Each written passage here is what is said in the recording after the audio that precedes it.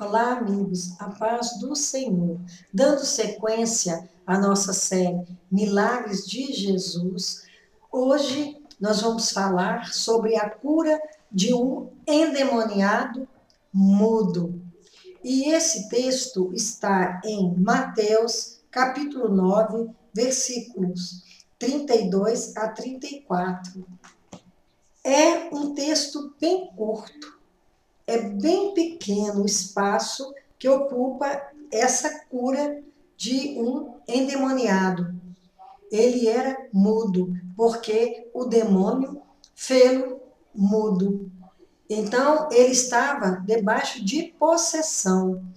E também ele devia ser uma pessoa muito desprezada, e também muitos deviam ter medo dele por causa da situação de endemoniado. Ele devia ter uma vida muito difícil. Naquele tempo não havia linguagem de sinais, as libras, como existe hoje, então ele devia ser muito limitado mesmo, além de carregar aquele estigma de uma pessoa que pecou ou descendente de alguém que tenha pecado e merecido um castigo, ele ainda tinha uma vida civil muito limitada, sem oportunidades de trabalho, e também devia ter uma vida afetiva também muito sem sentido, porque as pessoas que tinham deficiências, elas não tinham muita oportunidade também de ter uma pessoa, de ter uma família, um casamento. Então, ele era limitado pela própria natureza dele, sendo mudo. Mas, na verdade, essa mudez dele, ela veio de uma obsessão demoníaca. Então a gente presume que ele não nasceu mudo. E eles levaram para Jesus curá-lo. E diz o texto, diz o seguinte: ao retirarem-se eles, foi-lhe trazido um mudo endemoniado. E expelido o demônio, falou o mudo, e as multidões se admiravam, dizendo: jamais se viu tal coisa em Israel. Mas os fariseus murmuravam: pelo maioral dos demônios é que expele os demônios. Na outra versão de Marcos, ele chama de Beuzebu, o maioral dos demônios. Então, inicia-se dizendo: ao retirarem-se eles. Isso significa que quando Jesus curou os dois cegos, a multidão estava presente. E depois que eles foram curados, que eles saíram dando graças a Deus e falando de Jesus, toda a multidão foi embora também. E Jesus ficou só. E neste momento, eles trazem esse endemoniado mudo para que o Senhor o livrasse de sua tristeza. E expelido o demônio, falou o mudo, e as multidões se admiravam, dizendo: jamais se viu tal coisa em Israel. Então, ele não era mesmo um mudo de nascença. Ele ficou mudo porque uma possessão demoníaca tomou conta da vida dele. E ele passou a sofrer dessa limitação na voz, além de também, como demoniado, fazer muitas coisas que afrontavam as pessoas, porque uma pessoa endemoniada, ela não age de acordo com a vontade de Deus. Ela não tem o respeito devido com o seu próximo, nem a Deus, porque ele não é senhor do seu juízo. Quando o demônio está dominando uma pessoa, ela passa a servir esse demônio. Assim também como quando uma pessoa está servindo ao reino de Deus, os frutos do Espírito são presentes na vida dessa pessoa. E esse homem mudo, endemoniado, devia sofrer muito. E aqui diz que jamais se viu tal coisa em Israel. É porque quem cuidava das sinagogas eram os líderes, os judeus, os fariseus, os copistas. Os copistas eram os copiadores da lei, eles copiavam os pergaminhos, porque naquele tempo era muito caro o livro, porque era um trabalho de arte, não saía barato. Então, o recurso que tinha é os copistas copiarem os pergaminhos. Eles copiavam várias vezes, eles decoravam a lei, e chegava na sinagoga no sábado, eles iam ler, iam explicar para as pessoas o que significava, todo o significado da palavra de Deus. Então, eles pregavam através desse pergaminho. Nem todo escriba era fariseu, e nem todo fariseu era copistas, mas tinha copista que era fariseu.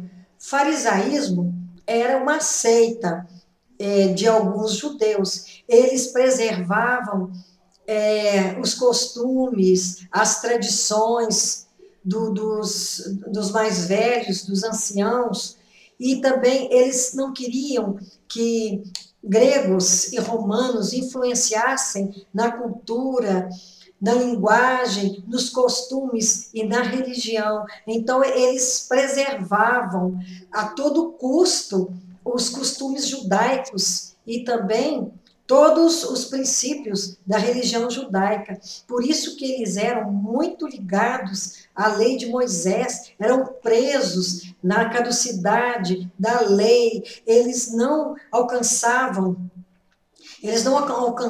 o próximo com misericórdia e com amor, porque sempre eles se colocavam acima de todo mundo. Então, eles não tinham aquele sentimento de amor, de dedicação, de simpatia aos outros. Pelo contrário, eles se sentiam cada vez maiores, mais espiritualizados, melhor do que todo mundo. Então, eles tinham esse orgulho tremendo, eles tinham essa vaidade. Então, a religião para eles era como se fosse um altar, um pedestal, onde eles se mostravam maiores, mais altos, mais elevados que todos. Por isso que eles não reconheceram Jesus, porque eles não estavam com o espírito pronto para reconhecê-lo e aceitá-lo. Mas os fariseus murmuravam: pelo maioral dos demônios é que expele os demônios. Então, eles achavam que o Senhor estava recebendo o poder de Satanás, de Beelzebul. E isso era a pior das blasfêmias, porque eles estavam considerando Jesus puro, completamente sem pecado, chamavam de imundo, e ele nunca foi, pelo contrário, ele era perfeito. E também não tinha como eles reconhecerem Jesus, porque para eles, que conheciam tanto os profetas, os profetas messiânicos, eles esperavam a chegada de Jesus, mas não compreendiam como que uma pessoa como Jesus, que era humilde, que nasceu em berço humilde, poderia ser aquele enviado que eles aguardavam. Então, não tinha como eles receberem e compreenderem a missão do Senhor. E quando eles viam o Senhor fazer tantas maravilhas, tantos sinais, e o povo deslumbrado, porque esses homens eram incapazes de fazer algum sinal, porque eles não estavam ligados espiritualmente ao trono do Pai. Então, eles não tinham explicação para aquela pergunta: através de quem ele faz essas coisas? Eles não tinham respostas, porque se eles reconhecessem que era filho de Deus, eles tinham que aceitar tudo que ele fazia, tudo que ele falava, inclusive aquilo que eles julgavam ser transgressões à lei, e isso não era possível para eles. Então, o que foi mais fácil, mais acessível, mais plausível para eles para esses fariseus e escribas foi achar que o Senhor recebia poder do inferno, do maioral dos demônios, para fazer essas coisas, como se o demônio fosse acostumado a fazer o bem. Ele só faz o mal porque ele veio para matar, para roubar e para destruir. Só Jesus traz vida em abundância para os filhos de Deus, aqueles que se convertem ao reino do Senhor. E também eles dizendo que Jesus fazia todas aquelas coisas por Beelzebul, eles estavam tentando desmoralizar a obra, desmoralizar Jesus como um charlatão que queria passar por alguém que ele não era. E aí eles viviam perto de Jesus, próximos. Onde estava Jesus? Onde a multidão estava, lá estava um fariseu, lá estava um escriba, quando não eram muitos que ficavam ali esperando ouvir que Jesus contrariasse a lei, que Jesus falasse alguma coisa que ia de encontro à lei, para que eles pudessem, com todo o jeito deles de maiorais, conseguir levá-lo até a morte, a condenação, ao julgamento e a pena de morte. E eles estavam sempre esperando essa oportunidade, e eles considerando Jesus como charlatão, que queria ser alguém que não era, eles estavam no caminho certo, porque era o jeito de eles denunciarem o Senhor. Então, eles não aceitavam nada daquilo que o Senhor fazia.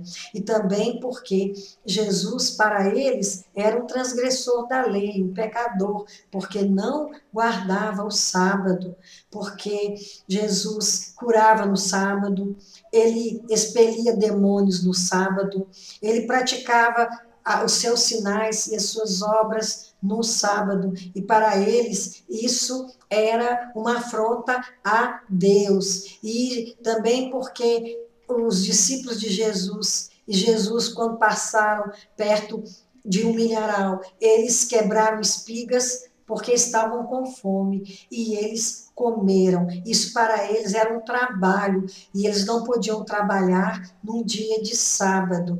E também porque ele era considerado transgressor, porque eles se sentiam muito puros, eles não se misturavam nem com os publicanos que eles odiavam, e eles não aceitavam pessoas que eram consideradas pecadoras no padrão deles, porque eles se sentiam muito separados, eles se sentiam muito santos. Então Jesus, ele recebia e convertia prostitutas, pecadores de todas as maneiras, ele curava as pessoas, independente de quem fosse, ele tinha misericórdia, e ele comia com pessoas, com publicanos, com pecadores que para eles não valiam nada. Então Jesus era contra tudo que eles acreditavam, contra tudo que eles pregavam, e eles então resolveram que Jesus deveria morrer,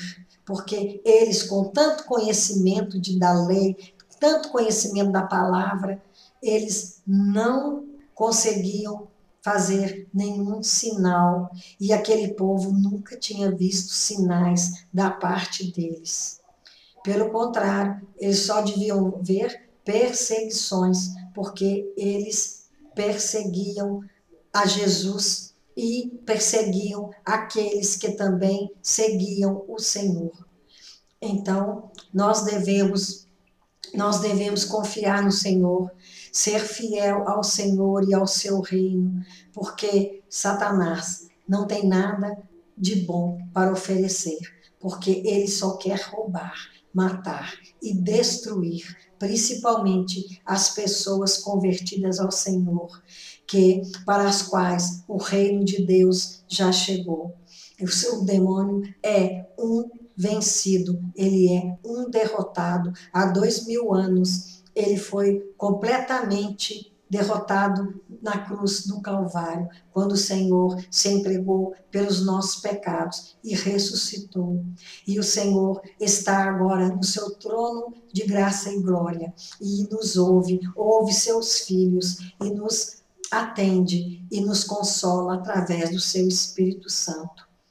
Então, como esse mudo que falou, como vários cegos espirituais e também físicos que passaram a ver e enxergar, como tantas pessoas que saíram do lamaçal do pecado, mesmo nesse tempo de hoje, e se voltam para Jesus e começam a viver em novidade de vida. Esse Jesus é tudo para todos, é tudo em todos. Que o Senhor nos abençoe e nos guarde e perdoe nossos pecados. Amém? Que assim seja. Amém.